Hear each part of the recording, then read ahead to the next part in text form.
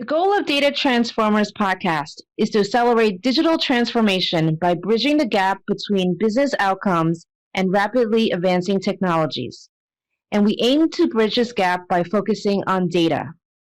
I am Peggy Tsai, top 50 women in tech influencer, co-author of the AI book, and data governance expert. I'm Ramesh Danta, an entrepreneur, a tech blogger, and AI enthusiast.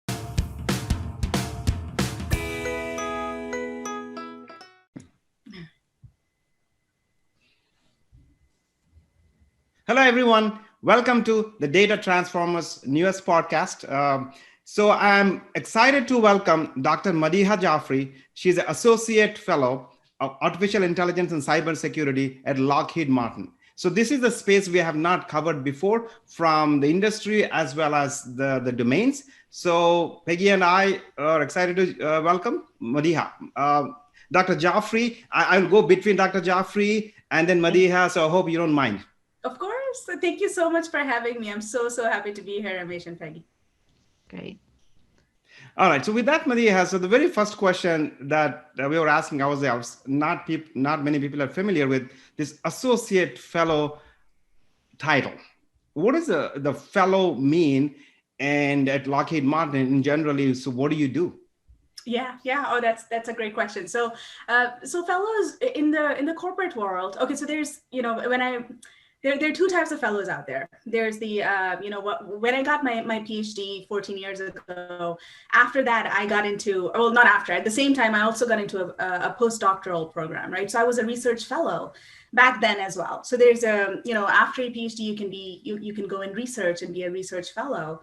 So there's that. But then in the corporations or in the corporate world, our fellows are it's basically the most distinguished honor that we can have on a technical path.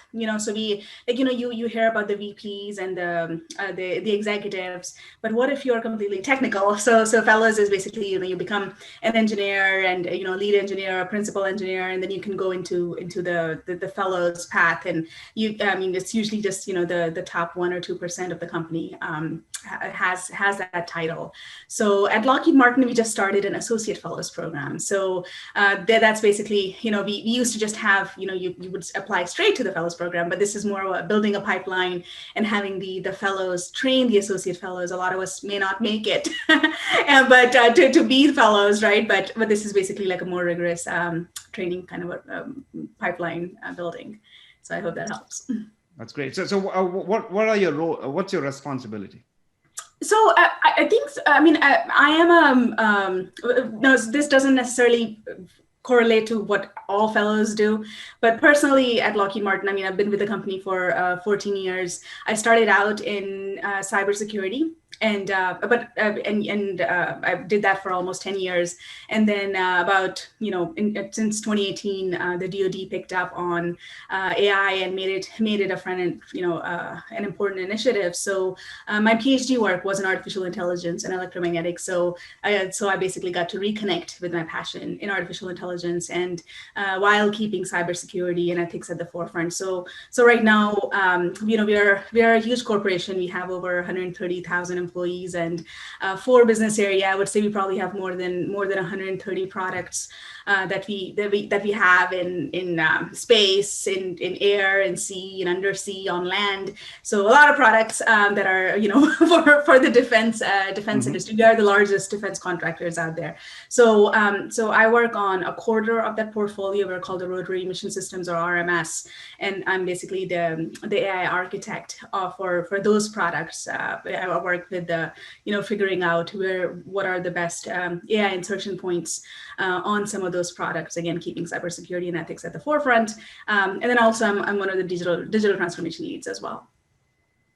Wow, that's really fascinating. So Madiha, I'd like to just talk about when people think about cybersecurity, they think about the technology involved with keeping people and things safe, right? I think in general, it's a good general description, but where does AI, how does artificial intelligence play a role in enforcing cybersecurity or further keeping things safe? Like where's the intersection? Can you talk about that a little bit more? Yeah. So cybersecurity has so many different facets, right? So, I mean, when I started at Lockheed, it was my focus was cryptography. How to keep things secure in that sense. But then there's also the cybersecurity of keeping systems safe, and that so again cyber and there's policy, and there's so much. It's such a broad so this would be a very generalized response, right? So AI is just a tool, right? And basically it can help make everything more efficient. And it's really good at, like finding that needle in a haystack much faster than what humans can detect. Adding AI type solutions into our existing cyber solutions is basically just, expedite, like speeding up detection, for example. And there's so many different facets of recovery. If you want to basically go through recovery, how can you do that faster? And which asset should you focus on? What is your top asset? AI can help figure that out. That okay, this is the top priority of this is the asset that we want to target in protecting. If this one has already been breached, so there's so many applications of AI based solutions in cybersecurity, just like there are in everything else that we practically do. So, okay, I think in general, I mean, people would like to know, like, what are the, I guess, general challenges you have in this field of, how to improve AI to help cybersecurity? Is it, challenges with data, or, challenges with new technology? Like, what are the general high level aspects of this role that you have to deal with? Yeah. So I would say that I've been a proponent for AI at Lockheed for almost, again, throughout. While I was working on cybersecurity, I was also pushing for AI as well. And I think, I think you hit it on both sides, right? Like data is a problem, and especially considering how we are a huge corporation, we have so much data, right? And then and I guess I'll pull that data thread a little bit more. We, especially in the DoD, we purposefully have some silos, when we talk about products. When we talk about building like F-35s, that data is completely separate from, let's say, building, the Mars rover. So we just kept even the programs completely separate. It made sense to do that, right? But now when we talk about, so cybersecurity and artificial intelligence are both core competencies. They can equally go on both. I mean, just these two platforms that I just talked about, and we can also, from an AI perspective, have transfer learning, and other things too. So now we are almost going like platform agnostic. So it's not just data from a cleansing data perspective, but it's also just data sharing limitations that are quickly we are getting over those hurdles. But I would say that's really, like, it's not just we were unorganized. It's more of a, okay, we have data, but can I even share it with you? Because you're a different program. So that's one thing. And then so the second concern is the technology part. And there's it's not a concern, right? Like, so now with respect to AI and cyber, there's so many solutions out there. So you almost have an overload of technology. Yeah. So how do you sift through it? And what is real? What is efficient? What is snake oil? Completely snake oil, right? So how do you go through that quickly and efficiently? And then before, like, again, just a few years ago, we would have like one or two solutions, and then you would just kind of suck those solutions into your products, and those solutions would mold to our products. But now it's like, okay, now we have to mold our products to those solutions that are out there, because there's so many. So, and then you're piecing the solutions together. Is there compatibility, and all of that. So it's technology. I mean, I feel like we are doing a great job with all of these small businesses and all the solutions that are coming out. But then that, again, it's just like, going through that technology and figuring out what's right for the different solutions is challenging. It's a good challenge to have. Yeah. Somebody had the other element. You said like last 4 years or so, you started looking at AI and cybersecurity space. So the other non-defense organizations that we spoke to, right? So the two things that Peggy mentioned, data is a big challenge, right? So it's a much bigger challenge in which model you pick. Those kinds of things, the cleansing, preparing, classifying, catalog, things that you mentioned, right? And in your case, it's a challenge, but it doesn't seem like it's a big challenge. And then the other one is which model to pick, which one is a better prediction and a better analytics and those things. That's the thing. The other two elements also, the data culture and data literacy aspect of it, how aware the organization is about data itself, and how prepared they are from that angle. And the another angle is the people itself, like is organization ready to take on this, like AI, when you introduce into cybersecurity, or do you have to rely on external vendors kind of stuff? So can you talk a little bit about the data culture literacy aspect of it, how important it is it a challenge or not so much, and then also the people readiness to embrace these things?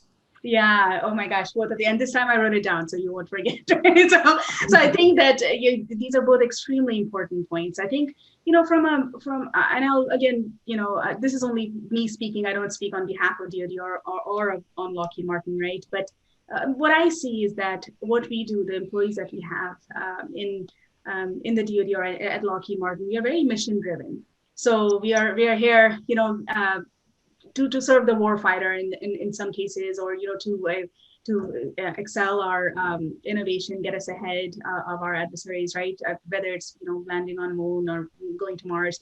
So I think from a cultural perspective, we do have our folks. Okay, so basically from a cultural perspective, I think our folks are mission driven. So there isn't necessarily a push that, hey, you guys, please embrace digital. Yeah, I see. Right.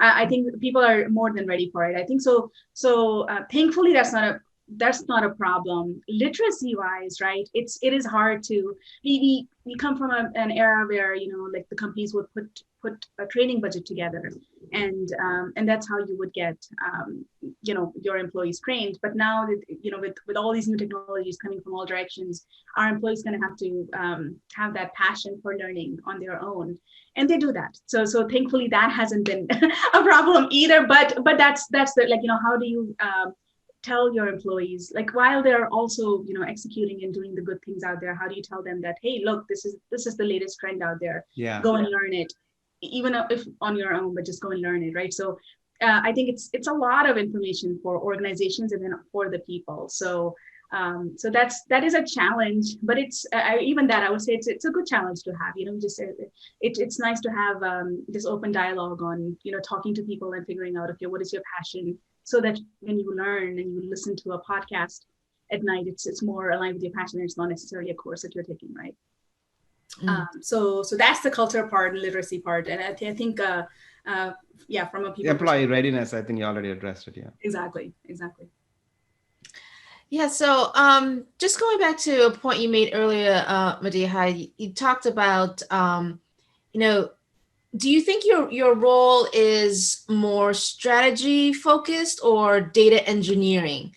I'm curious, especially when it comes to data and focusing on AI part of it, I guess. Do you see that one of them being more heavy-handed, or do you see a balance, or neither in your role? Yeah, I wish I knew that answer for myself. Yeah, no, that's a great. So my passion is the actual engineering, right? The actual solutions, going out there and build just like what I did for my PhD. Just figuring out a solution, putting a model on, getting the data and putting some model on it and getting a solution, the best classifier out there for some problem that we have, right? But unfortunately, I keep getting pulled out into strategy. So I try to focus on a technical problem, but then I quickly realized that, oh, wow, well, it was so hard for me to find this data. It must be hard for others too. So let me, work with these engineers to build a solution so that other people can have access to this data fast too.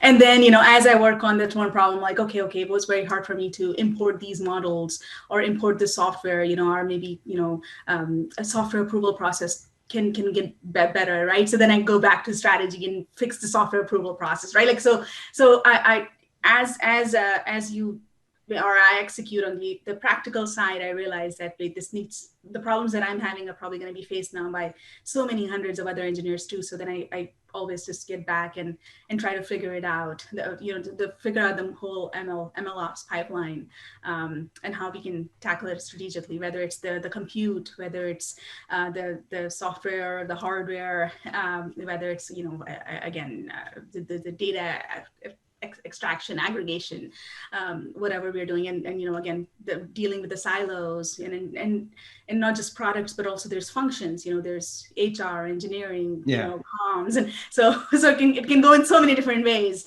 So I get pulled in strategy a lot as I work on the practical. Oh, I was going to just follow up and just kind of compare and contrast this with financial services industry. There's normally a chief data officer, right? He or she is an executive person who is responsible for data strategy and execution and aligning the projects for the team of, engineers, data analysts. So I'm wondering if there's a similar role at Lockheed Martin where the engineers fold up into maybe a chief engineer, but that his or her role is responsible for data strategy and execution. Is there a similar parallel? Yeah, we definitely have that. We have a chief data analytics office, and we have chief engineer, like you're saying. So all of that is there. We have and I guess, but we can't rely on just a top-down strategy. We also have to give just because, again, our products are so deep and so many that for one CDAO to figure out a strategy for 40 products isn't really feasible, and you can't put 40 products in one bucket. So there is definitely a merge of bottom up and top down, and that's how a person like me who has that bottom up experience, and I work with the top down strategy. So it has to come together, which is very unique for AI and cyber. It wasn't unique in any other discipline. Before then, everything was it wasn't so product focused, but I mean, it wasn't unique, but across from a domain perspective. So in cyber and AI, you need that bottom up and top down strategy to really merge together nicely. Wow, that is interesting, actually. So actually, when you were talking about your engineering role, so to say, one of the things that we keep hearing about is ops, right? So ML ops, model ops, right? So I do not know how important that is, critical it is for you. It's in cybersecurity, so there is a typical engineering piece of it, right? But when you bring AI into the piece, then you're talking about the models, model operations, and ML ops, and all that stuff, right? So have you noticed, again, let's talk in general, not specific things, in the last 4 years, as you were embedding AI into cybersecurity, was there a lot of ML ops and model ops thing that you had to think about? And then also data ops is another thing that we keep hearing about. So if you can talk about this ops piece of the work. Yeah, so this is just Madiha talking, right? I just feel like, sometimes you overcomplicate things, I would say that another word that's thrown out there is DevSecOps, right? Okay, I know, right? That too. Yeah, that too, right? Like it's, but it's nothing new, right? DevOps means development and operation. Like we've been developing and operating equipment for centuries, right? Like, I mean, we've been doing that for a long time, and now to put stack security in the middle, we've been doing it, but okay, sure, call it a word, right? Same thing with ML ops. It's nothing really unique. You pull data, you aggregate it, you extract features, you perform modeling, you do your validation verification, you deploy. So there's nothing unique to it, but it's just to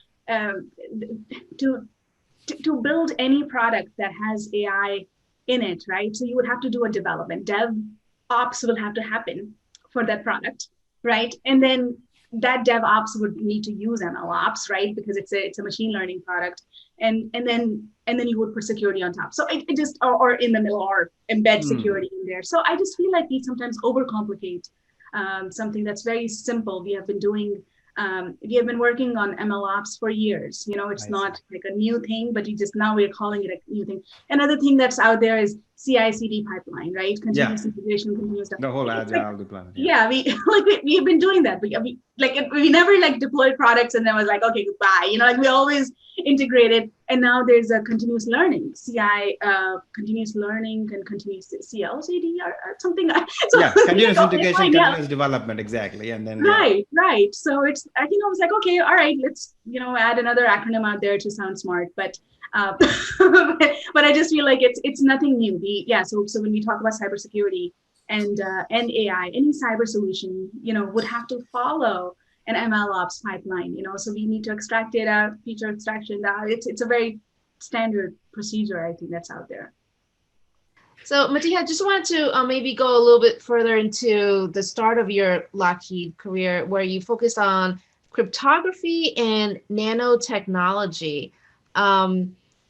Again, for me, those are very new concepts, but I see them as distinct things. So how do they merge together, and what type of applications are we talking about? What type of products and applications are involved with those two things? Yeah. So no, that's a great question, and I think if it wasn't if you had asked me this question 5 years ago, I would have said nothing. There's no similarity in them. I don't know, my career is just all over the place. I don't know how it's going to do it.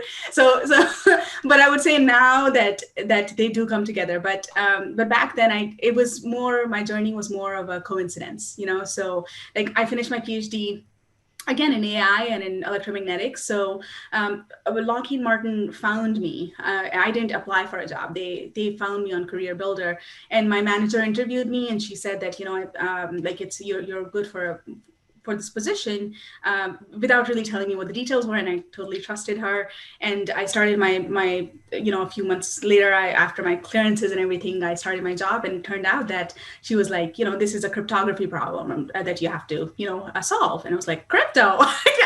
You have the wrong person, right? I don't know cryptography. And her thoughts were that I can feel that you can think outside the box. So we need for somebody to be able to think outside the box to solve this problem. And so I was able to do that. And thankfully she had my back. So I was like, all right, okay, if I fail, please don't fire me. But I didn't. And so that was like the first 2 to 3 years of my career at Lockheed. And I was like, okay, well, I got done into, and basically the problem there, now it's all unclassified, is how to secure the missile communication. So missiles launch from our Navy ships. How do you make sure that those missiles are communicating securely with the ship, so when they launch, right? So that was a 2-year thing, and then I was like, all right, well, I want to go back and do my AI thing, right? And and so I was like, I'm done with crypto, now what, right? So then I just got to work on this nanotechnology project. It was just a side thing that had nothing to do with cryptography. So I think, just like a quick Lockheed Martin announcement here is that our portfolio is so big that you can work on so many different products. So nanotechnology was completely different, and we were basically building sensors for chemical and biological weapon detection. So very, very different, right? But some of my electromagnetics background came in handy there to figure out some of the sensor technology, and then learning about quantum dots and carbon nanotubes was completely new to me, and I loved it. I loved just jumping into, again, something very new. And then after that, I got back into just cybersecurity in general, protecting the assets of Lockheed Martin assets, as a manager and a leader. So I guess, very long answer to your question is that they weren't connected per se, but now as an architect, as an AI architect, I can understand the domains. I can understand crypto. I can understand nanotechnology and what we're doing in those sensors. I understand, again, from a cybersecurity perspective, what it takes to take a product through security. And then also I worked on electronic warfare, and I worked on a few radars and everything. So just I'm able to work across different domains and then connect and then figure out, okay, you can do some transfer learning here or here. So while they don't connect, they do connect, if that helps. Thank you for listening to today's episode. If you liked what you heard today and would like to hear more, please subscribe to our podcast on your favorite player like iTunes and Spotify. And please do rate our podcast. Also, please go to our website, www.datatransformerspodcast.com, for more episodes, blogs, and information on our speakers. Thank you.